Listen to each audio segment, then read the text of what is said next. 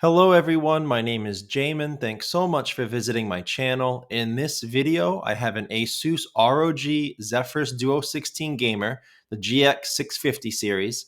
I'm going to show you how to get inside, access your speakers. So first thing, power down your computer the correct way. Make sure it's off and unplugged from your charger. We're then going to flip your computer over to access the bottom case screws. Now you're going to have to remove all of these screws. Keep in mind, this one in the middle, you're going to need a small flat pry tool to pop up this guard to get at that screw. And the screw in the bottom right near the green arrow, that screw doesn't actually come out, but it will lift your bottom plate up a little bit, as you can see in this picture. And that's where you would start prying it up. You would then take a small, flat, preferably plastic pry tool. I say plastic because it'll scratch your case a lot less than a metal one will. And again, starting in this corner, you're going to go across the seam and separate the panel from the rest of your computer. Don't put your pry tool too far in. You could damage some internal components. Keep it on the edge. Go slow and careful, but firm. And if you get stuck going in one direction, stop. Start here again, go in the other direction until you get that bottom case off. Once your bottom panel has been removed, this is what you're looking at for the inside of your computer. Now, as a general computer repair side note, whenever I'm working on a computer in my shop, I have it sitting on an anti-static mat. Either that or an anti-static bracelet are great ideas to avoid damaging things in your computer when you're working on it.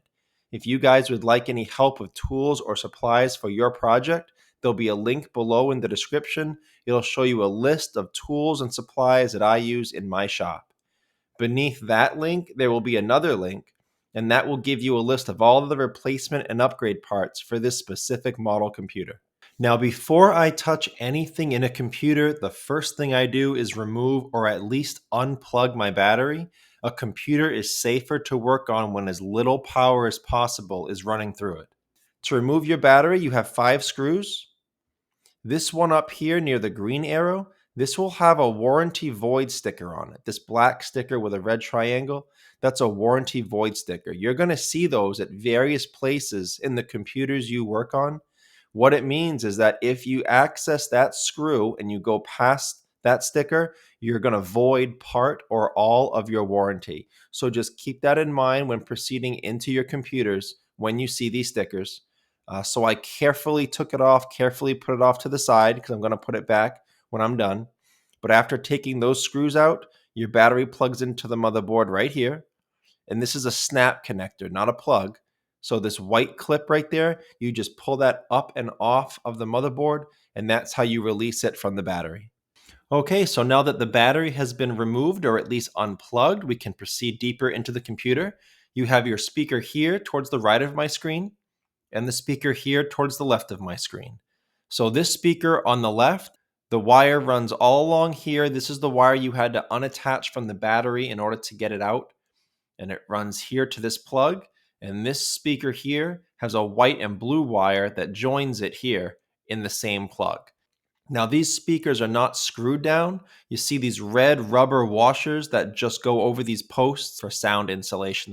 So you can just wiggle those speakers up. You can get those up. They're not screwed down. Also, these wires are very fragile, so definitely do not pull on the wires.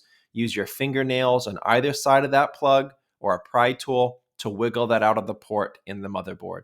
So fairly simple operation to get at those speakers. I guess the last thing to mention with this type of an operation, if you're here because you're having sound quality issues, if your speakers are not sounding very good in different types of software, if you can't get it to stabilize, it could be a driver issue or a system issue. It may not necessarily be that your speakers are bad and need to be replaced.